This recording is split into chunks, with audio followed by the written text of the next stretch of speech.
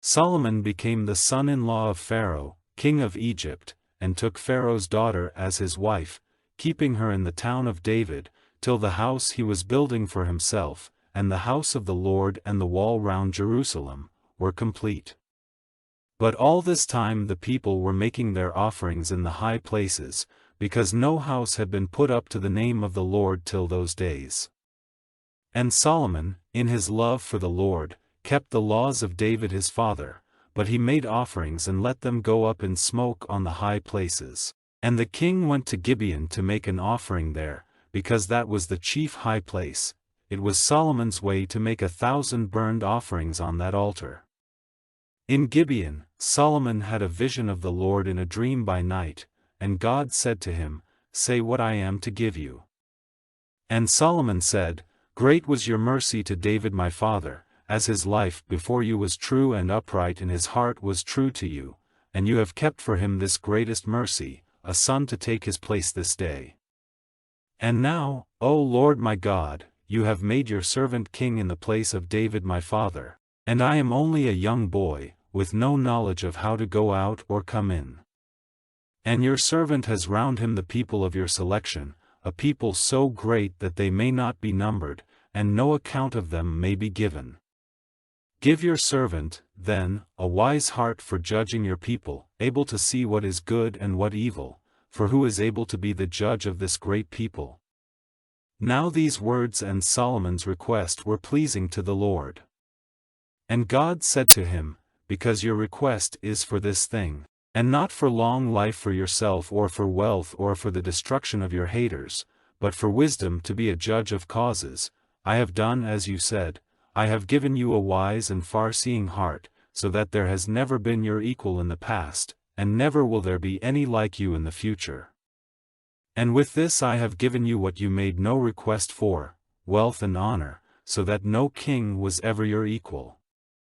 And if you go on in my ways, keeping my laws and my orders as your father David did, I will give you a long life."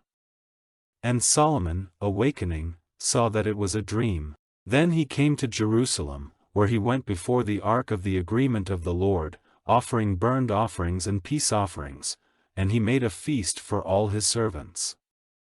Then 2 loose women of the town came and took their places before the king, and one of them said, "O my lord, I and this woman are living in the same house, and I gave birth to a child by her side in the house. And 3 days after the birth of my child, this woman had a child.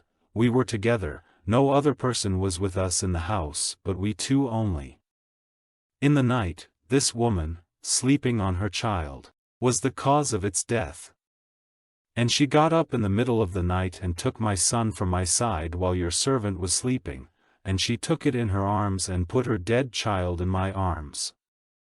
And when I got up to give my child the breast, I saw that it was dead, but in the morning, looking at it with care, I saw that it was not my son.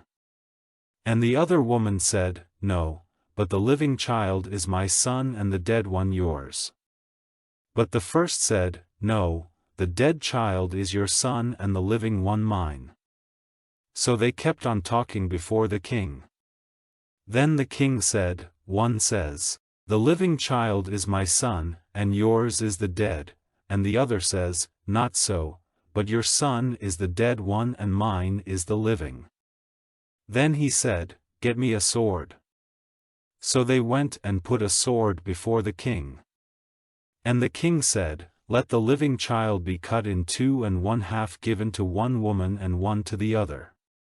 Then the mother of the living child came forward, for her heart went out to her son, and she said, O my lord, give her the child, do not on any account put it to death.